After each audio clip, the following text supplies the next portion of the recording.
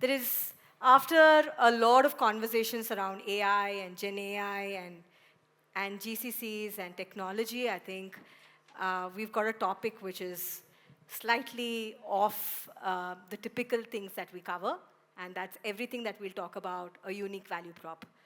As part of my role at ANSR, I work extensively with several Fortune 500 as well as Global 2000 leaders who regularly come back and talk to me about how can we set up a GCC in India? Why should somebody come and join us? And if they join us, what is it that attracts them? And beyond that, what should be the other parameters when we're looking to go back and engage with them? And many times we tell them that there's a space for everybody. If you've got the right purpose, if you've got the right, the ingredients that kind of make the GCC successful, or you've got a roadmap which is really well laid out, typically we see you will be able to hire the right kind of talent for the organization. So with that, I'll quickly jump into the reasons why you need to have a very strong, unique, um, you know, value proposition is one, of course, attract and retain talent. And let's take two cases, right? You're a brand new GCC. You are not known in this market. You've never operated in this market, so nobody really knows who you are. In fact, we had a regional retailer who was not even well known across the US, but was looking to set up in India, and they were looking to hire data engineers, data architects. They were looking to hire planogram, professionals. They were looking to hire store development. But net, they didn't have a brand.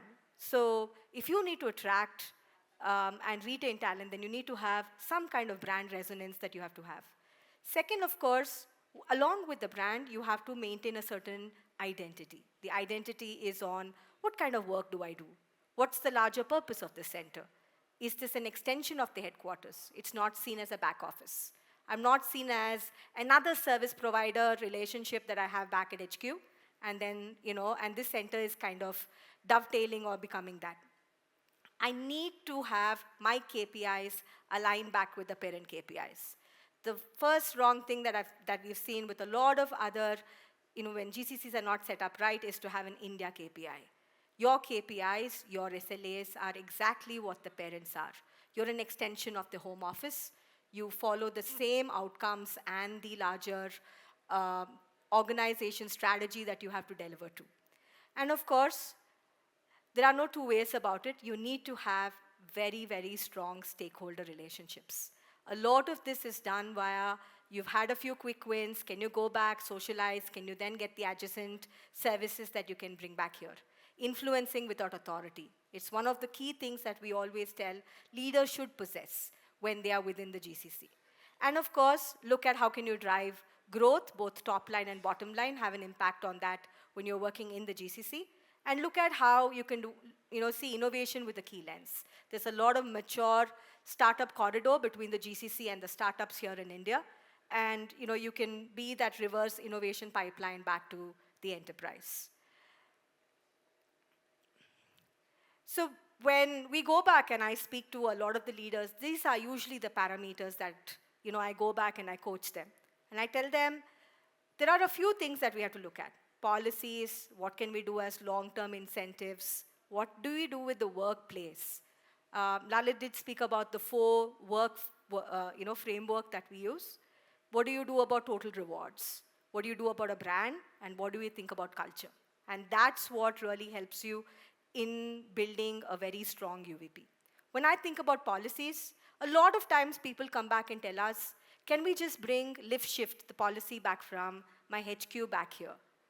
There are some policies which absolutely make sense. There's a large retailer, and that retailer has everybody traveling across the world, irrespective of band grade, whichever part, will travel for business class.